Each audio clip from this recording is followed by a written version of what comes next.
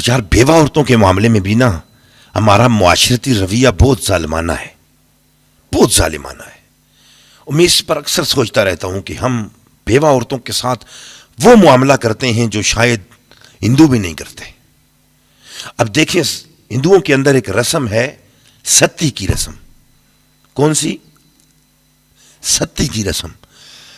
وہ ہندو چونکہ اپنے مرنے والے کو دفناتے تو نہیں، جلاتے ہیں.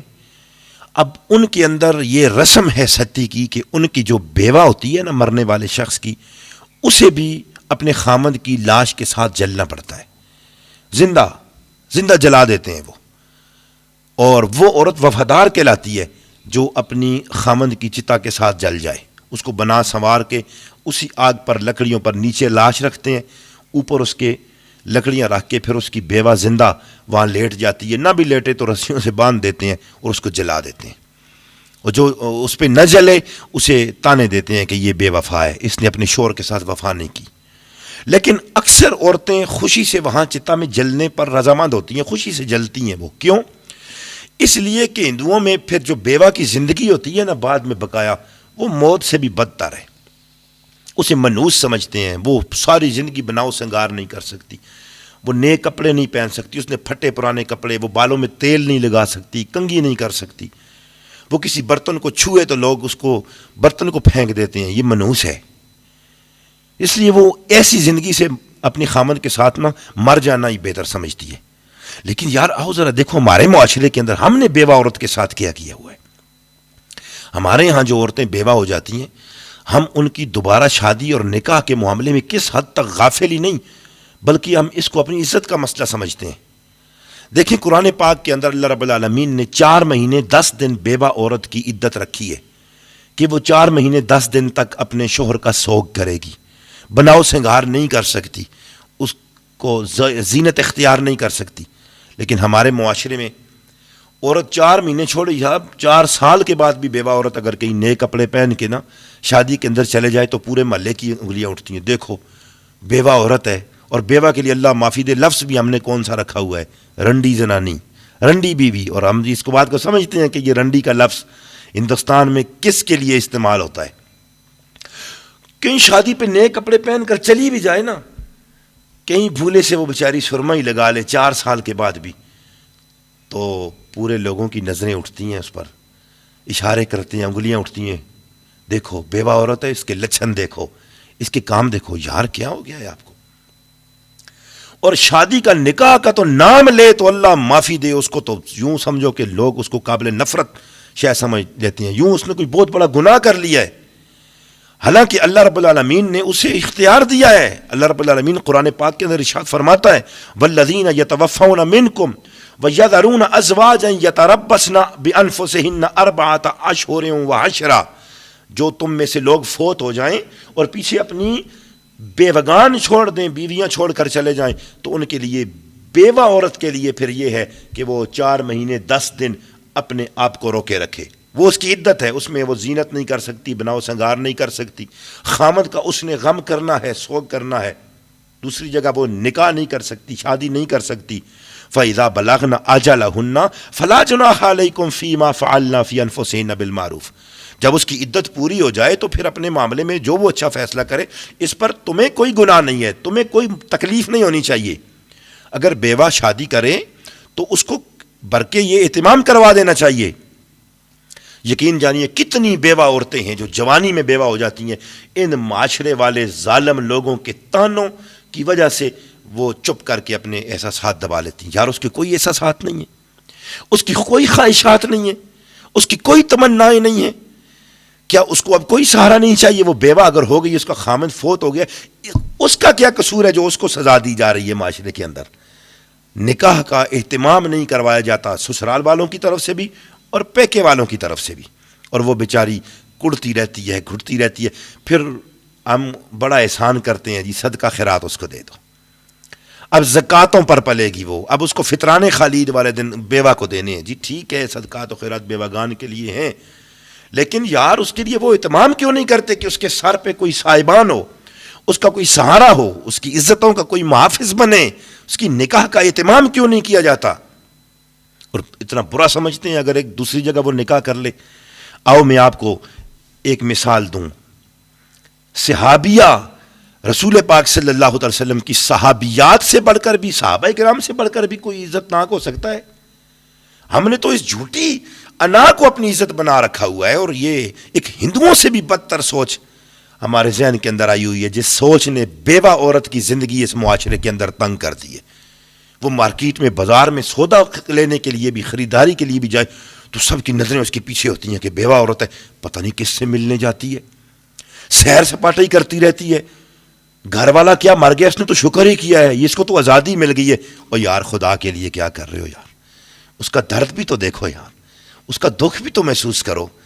کبھی اس کے کام کاج کے لیے اپنے آپ کو بھی پیش تو کرو یار. اس کے دل کی جو دکھ بھری داستان ہے وہ بھی کبھی تم نے سنی ہے یار؟ صرف اور صرف باتیں کرنے کے لیے، اعتراضات کرنے کے لیے رہ گئے. آؤ دیکھو میرے کریم آقا صلی اللہ تعالی وسلم کی تعلیمات کیا ہیں. صحابیہ ہے رسول پاک صلی اللہ علیہ وسلم کی، حضرت عاتقہ بنت زید نام ہے. ان کا نکاح ہوا حضرت عبداللہ بن ابی بکر رضی اللہ تعالی عنہ سے. یہ شہید ہو گئے اور عاتقہ بیوہ ہو گئیں. اب ایسا نہیں ہے کہ بیوہ ہو گئی ہیں تو بس ٹھیک ہے، اب صدقے خیرات اس کو دو اور یہ بس اسی پہ پلتی رہے گی. اب یہ سوگوار نہیں. حضرت عبداللہ بن ابی بکر رضی اللہ تعالیٰ عنہ شہید ہوئے تو عاتقہ بنت زید نے نکاح کر لیا حضرت زید بن خطاب رضی اللہ تعالیٰ عنہ سے. پھر حضرت زید بن خطاب بھی شہید ہو گئے. پھر ان عاتقہ نے نکاح کیا حضرت عمر بن خطاب رضی اللہ تعالیٰ عنہ سے، سیدنا فاروق اعظم رضی اللہ تعالیٰ عنہ سے. سیدنا فاروق اعظم رضی اللہ تعالی عنہ بھی شہید ہو گئے تو چوتھا نکاح حضرت عاتقہ بن زید نے حضرت زبیر بن عوام رضی اللہ تعالی عنہ سے کیا. پھر حضرت زبیر بن عوام رضی اللہ تعالی عنہ بھی شہید ہو گئے تو پانچواں نکاح انہوں نے حضرت امام حسن بن علی رضی اللہ تعالی عنہ سے کیا. اس کی وجہ سے مدینہ میں ان کا نام ہی زوجۃ الشہداء پڑ گیا تھا. شہیدوں کی زوجہ ہے یہ، اس کے سارے خامد شہید ہوئے ہیں، یہ وہ بیوی ہیں. کسی نے بھی انگلی نہیں اٹھائی، کسی نے بھی تانا نہیں کیا کہ یہ ایک نکاح در نکاح در نکاح در نکاح کر رہی ہے، نکاح کرتی جا رہی ہے. کسی نے کیوں؟ مسلمان تھے، انہیں اسلام کی تعلیمات کا پتہ تھا.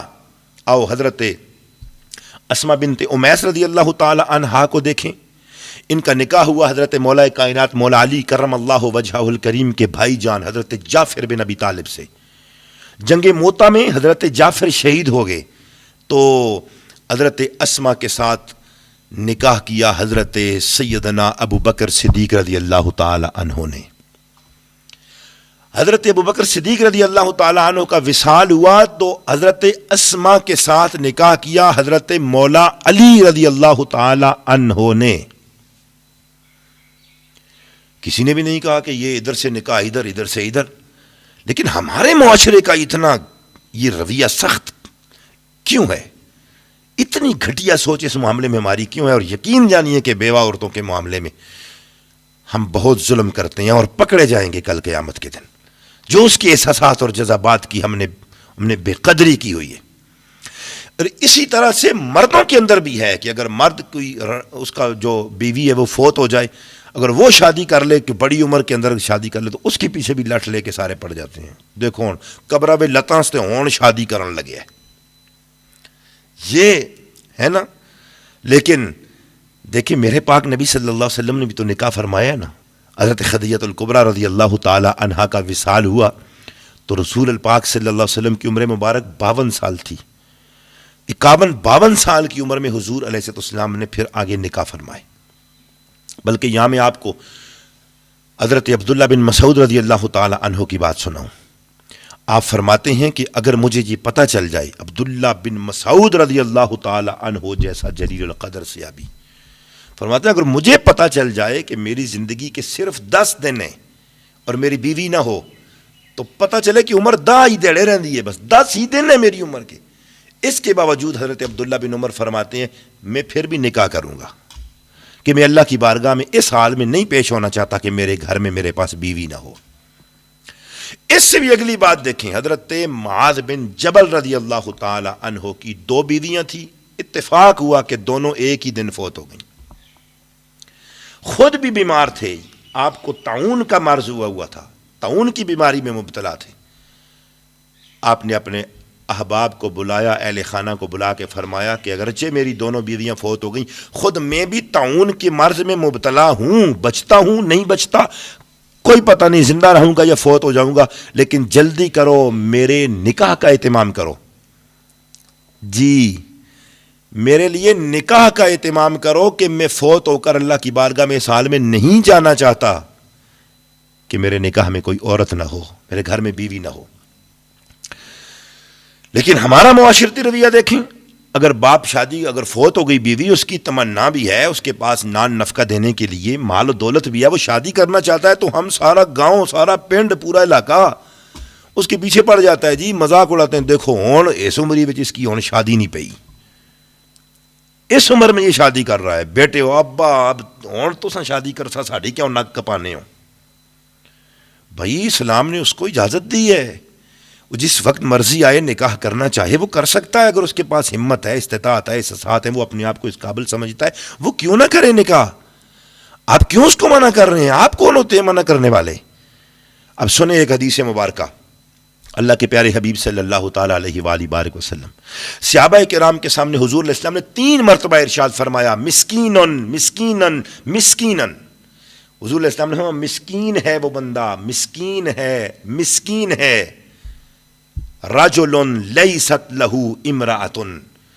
حضور علیہ السلام نے ارشاد فرمایا کہ وہ بندہ مسکین ہے. مسکین سمجھتے ہو نا، جس کو کچھ بھی نہیں، جس کے پلے کچھ نہیں، جس کے پاس ہے ہی کچھ نہیں. فرمایا سرکار نے وہ بندہ مسکین ہے. مسکین ہے، مسکین ہے کون؟ فرمایا جس کے گھر میں بیوی نہیں، جس کے نکاح میں عورت نہیں، وہ مسکین ہے. ان کان کثیر المال، اگر اس کے پاس کثرت کے ساتھ مال پیسہ ہو، پیسہ جتنا مرضی ہو اس کے پاس ہو، مال و دولت اس کے پاس ہے، لیکن اس کے پاس اگر بیوی اس کے نکاح میں نہیں، حضور علیہ السلام نے فرمایا مسکین ہے، مسکین ہے، مسکین ہے. پھر فرمایا مسکینتن مسکینتن مسکینتن امرأۃ لیس لہا زوج. وہ عورت مسکینہ ہے، اس کے پلے بھی کچھ نہیں،